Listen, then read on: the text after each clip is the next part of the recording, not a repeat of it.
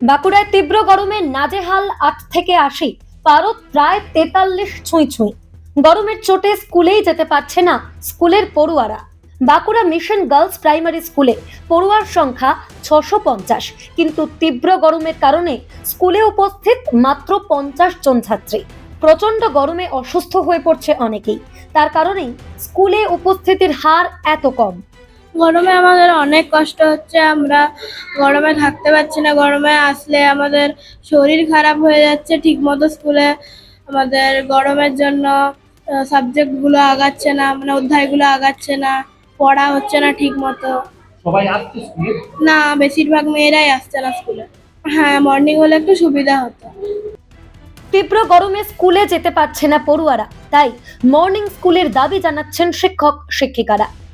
কষ্ট তো খুবই হচ্ছে, আমাকে তো অনেক দূর থেকে আসতে হয় টোটো করে, আমি গাড়ি চালাতে পারি না। আর শিক্ষকরা আসছি আমরা কষ্ট করে, বাচ্চাদের বেশি কষ্ট হচ্ছে, কারণ ক্লাসরুমের মধ্যে এত গুমোট গরম, আর বাচ্চাদের ক্লাসের মধ্যে এতক্ষণ ধরে রাখা খুব মুশকিল। আর আমাদের বাঁকুড়ায় তো তাপমাত্রা প্রচণ্ড ওঠে, পুরো ওয়েস্ট বেঙ্গলের মধ্যে বাঁকুড়ার তাপমাত্রাটা সব থেকে বেশি থাকে। কয়েকদিন ধরে ৪০-৪০-এর বেশি চলছে তাপমাত্রা। এই অবস্থায় মানে বাচ্চাদের পড়াশোনা করা খুব মুশকিল। আর আমরা চাকরি করি, আমাদের তো আসতেই হবে। বাচ্চাদের সংখ্যায় উপস্থিতি কমে যাচ্ছে। আর আমার মনে হয় আমরা অনেক আগে, এর আগেও বছর ২-৩ আগে স্কুল করেছি, মর্নিং হতো, আমাদের মর্নিং সেকশন হতো। হ্যাঁ, মর্নিং সেকশন হতো, তাতে ২-৩ ঘন্টা ক্লাসগুলো ছোট হতো, কিন্তু পড়ানো হতো, মিড ডে মিল হতো, সবই হতো। সেভাবে করলেও কিছুদিন আমাদের বাচ্চারা পড়াশোনা করতে পারতো, স্কুলটা চলতো।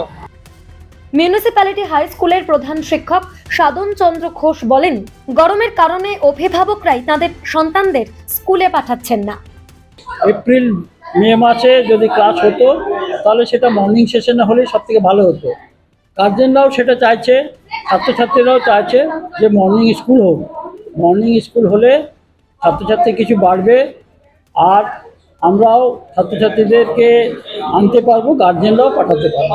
উপস্থিতির সংখ্যা মোটামুটি আজকে একদম নেমে গেছে, মানে ৫ থেকে ৭% মাত্র উপস্থিতি। আমার ১,০০০-এর মতো স্টুডেন্ট, আজকে সবেমাত্র ২৪টি ছেলে এসেছে।